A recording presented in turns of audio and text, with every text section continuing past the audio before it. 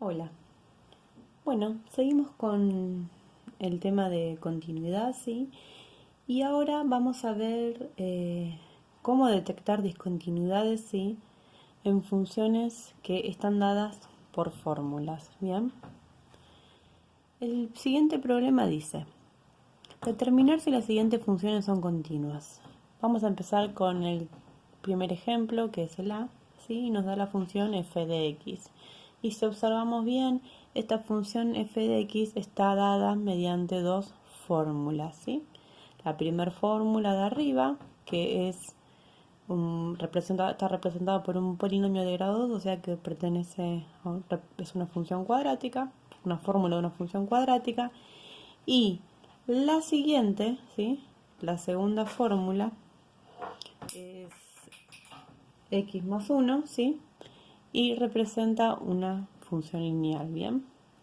Y si miramos al lado dice x cuadrado si x es menor a 2, y abajo, la de abajo dice, la segunda fórmula dice x más 1 si x es mayor o igual a 2. Esta función, que está dada por varias fórmulas, ¿sí? Se llama función por tramos, también función dada por funciones segmentadas y de otras maneras más que las pueden llegar a escuchar, ¿sí? Entonces, estas funciones por tramos lo que tienen es que están comprendidas, están formadas, ¿sí? Por distintas fórmulas, ¿sí? Tienen más de una fórmula, ¿bien? Y además cada fórmula está definida para distintos valores de x. A esta la utilizamos solamente si x es menor que 2, ¿sí? O sea que podemos imaginar un plano, el eje x, el valor 2, ¿sí?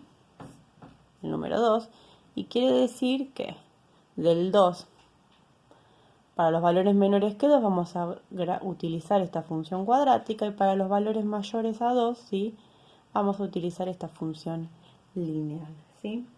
Entonces, eh,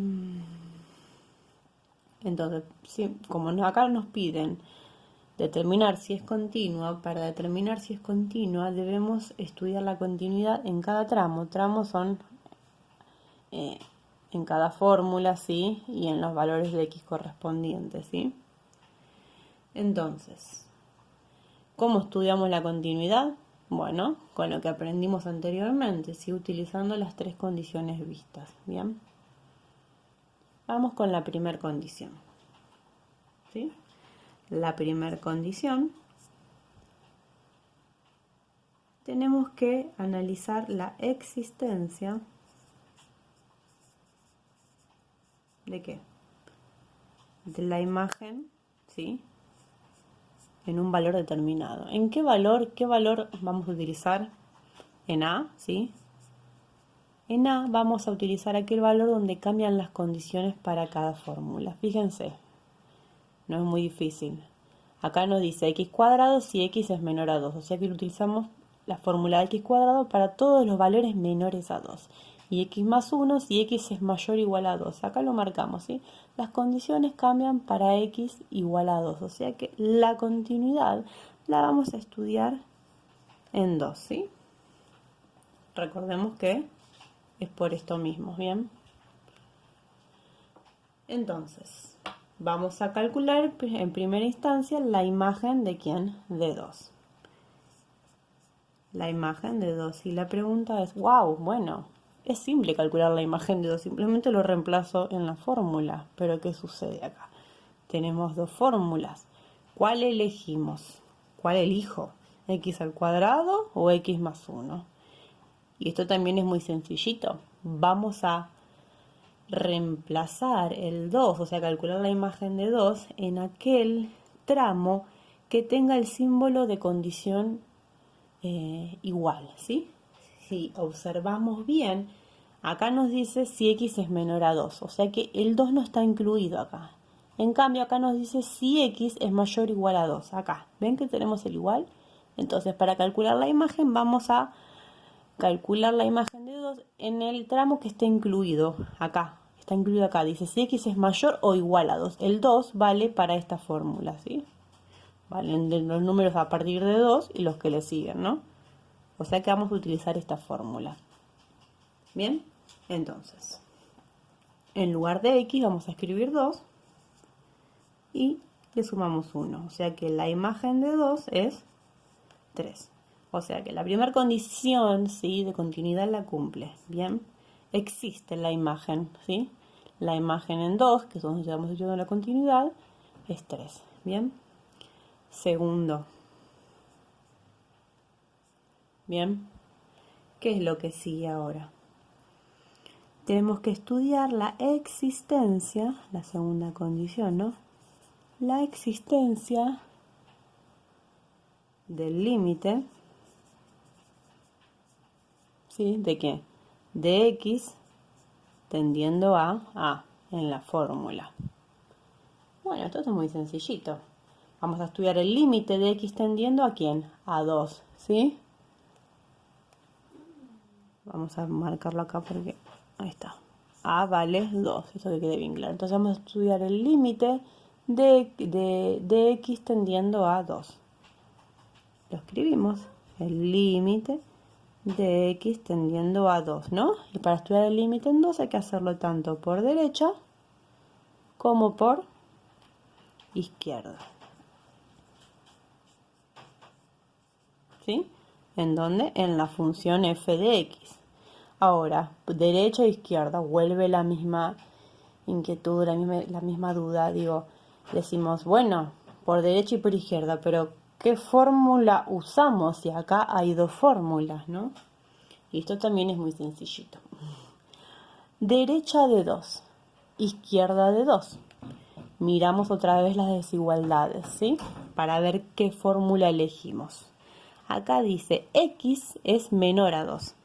Menor. Los valores menores a 2 están a su izquierda. ¿Está bien? Entonces, de este lado nos va a servir para estudiar el límite por izquierda a 2. Y esta nos dice mayor o igual a 2. ¿Sí? Mayor o igual. Los mayores a 2, ¿dónde están? Están del lado derecho. ¿Sí? O sea que cuando donde dice mayor, vamos a estudiar el límite por el lado derecho. Entonces volvemos acá. Límite de x tendiendo a 2 por derecha, vamos a utilizar esta fórmula, x más 1. ¿Bien? Límite de x tendiendo a 2 por izquierda, utilizamos esta, ¿sí? La fórmula de arriba, x cuadrado.